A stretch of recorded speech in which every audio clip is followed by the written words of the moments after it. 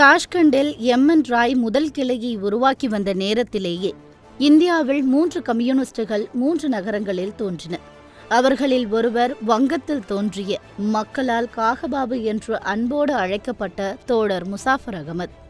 இலக்கியமா அல்லது அரசியலா, எந்த பணியை தேர்ந்தெடுப்பது என்று சிந்தித்த முசாஃபர் இறுதியில் அரசியல் பணியை தேர்ந்தெடுப்பது என முடிவு செய்தார். 1921 நவம்பர் மாதம் அவர் வாழ்க்கையில் ஒரு திருப்புமுனை ஏற்பட்டது. காலேஜ் சதுக்கத்தில் உள்ள புத்தக கடை ஒன்றில் தொழிலாளர் பிரச்சினை குறித்த புத்தகங்கள் விற்கப்படுகின்றன என்ற தகவல் முசாஃபருக்கு கிடைத்ததும் அவர் அங்கே விரைந்து சென்றார். அங்கே லெனின் எழுதிய போல்ஷிவிக்குகள் நீடித்து ஆள முடியுமா, இடதுசாரி கம்யூனிசம் ஒரு இளம்பருவ கோளாறு ஆகிய புத்தகங்களையும் மக்களுடைய மார்க்ஸ் என்ற நூலையும் வாங்கினார்.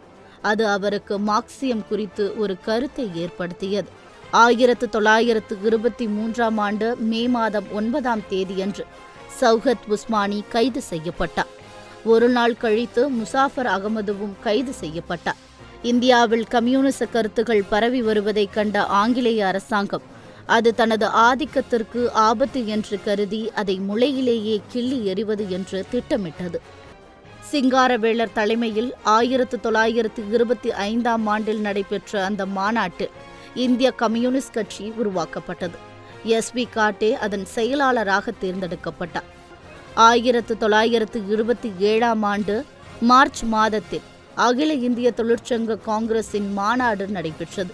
இதில் முசாஃபர் பங்கேற்றார். பின்னர் அதே ஆண்டில் டெல்லியில் நடைபெற்ற AITUC மாநாட்டில் முசாஃபர் அதன் உதவி தலைவராக தேர்ந்தெடுக்கப்பட்டார். 1928 மார்ச் 31 தொழிலாளர் விவசாயிகள் கட்சியின் 3வது மாநாடு வங்கத்தின் பர்கானா மாவட்டம் பாட்பாராவில் நடைபெற்றது. அதில் முசாஃபர் அகமது கட்சியின் பொதுச் செயலாளராக தேர்ந்தெடுக்கப்பட்டார். 1962 அக்டோபர் மாதத்தில் இந்திய சீன எல்லை மோதல் ஏற்பட்ட போது முசாஃபர் 6 மாத காலம் சிறையில் இருந்தார்.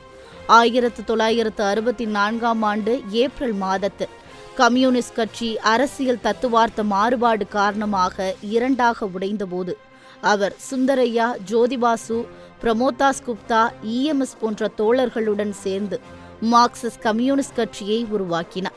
அதே ஆண்டு அக்டோபர் மாதத்தில் கைது செய்யப்பட்ட முசாஃபர் 16 மாதம் கழித்துதான் விடுதலை செய்யப்பட்டார்.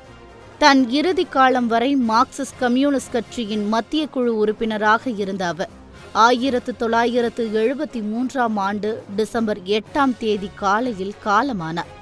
தோழர் முசாஃபர் அகமது அவர்களின் அற்புதமான கம்யூனிஸ்ட் பங்களிப்பை அவரது சக தோழர் ஜோதிபாசு விவரிக்கிறார்.